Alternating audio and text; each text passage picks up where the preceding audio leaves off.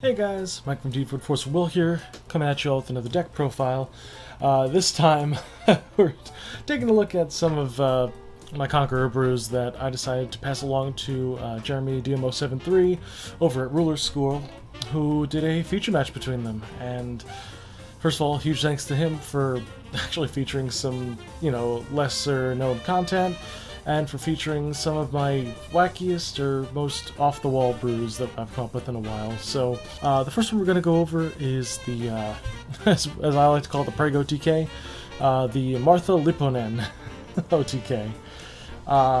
So I'll go over that combo in a second, but first let's go through the deck profile. We'll start off with our ruler, using Glorious, the Master Crusader, who has a Judgment for Light, Wind 1, Energize for Light or Wind, and you can discard a card with Inheritance to draw a card and play it only during your turn, only once per turn.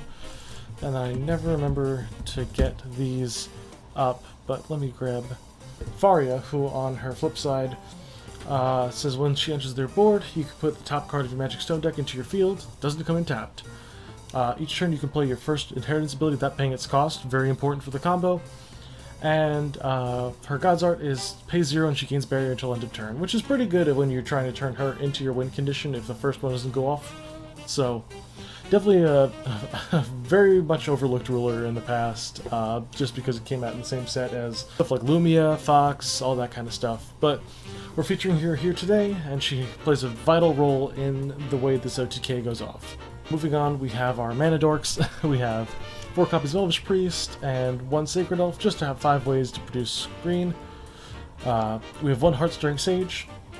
He can tap himself to make target Resonator's attack become equal to his defense until end of turn. You can use that on him for a little bit of offense, but most of the time you're using it on Martha to deal some damage. Next we have 2 Lorite. Obviously being able to blank abilities for a turn while you're setting up your combo is really, really important, so he's a huge factor there. Blue Leaf is next up. The Inheritance and the Banish It to bounce something are pretty solid, but a lot of the time, despite the fact that you can bounce things, you're also going to be able to use this to discard it with Glorious to draw a card, which will get you further into your combo.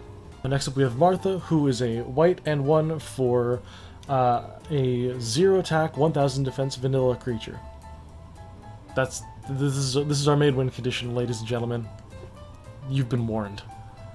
Next we have 3 White Leaf, similar story to Blue Leaf, where you can use the Inheritance to gain 600 life versus aggressive decks. You can play it as a 3-drop 800, which isn't too bad, and you can banish it to gain 800 life, which is really nice, but a lot of the time you're just going to be discarding it for the Inheritance draw off of the Glorious Ruler. Sacred Komanu is a similar story. The only difference is that you can use this to dig through to get to your combo pieces, but this also is a combo piece where you use its Inheritance. You pay for it for free using Glorious's Judgment, and you can basically give something plus 1000 attack and defense for free, which is really, really nice. Next up we have Resuscitating Will. This is an OTK deck based off of multiple swings, so having a 1 will cost way to do that is really, really solid. Separation of Face is next. This is basically just to make sure that things like, if you saw in the gameplay where Kusanagi Motoko the Major comes down, declares one of your combo pieces, you just need a way to blank that, and Separation of Fates tends to be the one thing to do that. Next up is Wall of Wind, just general ways to make your turn 1 play really strong. If you play an Elvish Priest turn 1, your opponent plays a card turn 2, say they energize it out, and you have the Wall of Wind, you get a lot of tempo advantage from that, so the card's very strong. Very important to note that if you're looking to make this deck a Wanderer deck instead of a Conqueror deck, you can just replace this with Fair's Spell or more copies of Lorite just to get similar effects. Next up we have 3 Seal of Wind and Light, just generally one of the best overall cancels in the game. Cancel target spell for Wind and Light is really, really strong, and this card deck is playing Moonshade, so you can get that Awakening, and you saw that in the match between Jeremy and Paul. Next up is Amaterasu' Foresight, just being able to blank a turn to be able to set up your pieces, or if your pieces don't go off and you still have mana open, being able to have it open and then turn your deck into a Faria deck instead of a Martha deck is always a good way to kind of go about things. And then lastly, the final battle, just to have another way to clear board, similar to how Separation of Fates was used for something along the lines of Motoko the Major. Next up we have our stone lineup, which is 4 Priestess Memoria. Obviously it's just Wind and Light Stone in this deck, but also can potentially turn your Faria into a pretty beefy ruler, so it's definitely good to have those.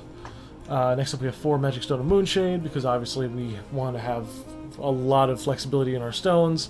We have a lot of different colors that we can use with the combo. You don't necessarily need to hold on to your life total too much, just because you'll be digging for your turn 3 combo. And then lastly we have Gusting Skies, similar story to Priestess Memoria, just doesn't give Faria the buff. And of course we have to use the Vingolf 2 printing of the stone with the awful text and the gross orange and green border. Lastly we just have the sideboard, just generally good stuff. 1 more copies of Lorite. 2 Sprinting Flame Horse to turn this into a potential Faria deck. If your opponent has easy ways to kill Resonators but not J-Rulers, you could definitely turn Faria into her own win condition with a combination of this, Komanau, and Resuscitating Will. Next up is Viola, to give things flying. You can give your own Faria flying, you can give Martha flying, and she's also a way to clear the graveyard, which is very important. Next up is 2-0 the King's Blade, being able to prevent people from drawing, prevent things from being returned to their owner's hands. Just a generally good quick cast card to just kind of flash in. This could be a lot of different things, but I chose to have it in there just because I happen to like the card. Death Scythe is a kind of similar story to Sprinting Flame Horse, where you can use it with Faria to give her stats, but also if you're playing against a J-Ruler heavy deck that needs to give it Imperishable and Swiftness, this is a nice stopgap to that. Last Days of Perilous Dragonoid is there for any counter-based decks, which we tend to see when people are trying to do shenanigans with things like Alhamat, Keurig, Old Reflect Refrain. There's just a lot of things that this is just a generally good stop to, and also stopping Fire Chance is not too bad either when you're facing against aggro. And then Windscleed Refuge, just if you need to turn the deck into a Faria deck, as the other ones have been mentioned. This will just give you a little bit of staying power against Black Moonbeam. With all that being said, let's move on to the actual combo itself. Alright, and here's the combo. So, the first turn you're going to start off by calling a stone. Put into play whatever more you get. Play your Elvish Priest and pass to your opponent. From there, it doesn't matter what your opponent does, we're just going to move on to the next turn, where we'll go to untap, call another stone, and we will pay 2 for Martha, and 1 for the Heartstirring Sage. So this is your essential setup at this point. This will be tapped.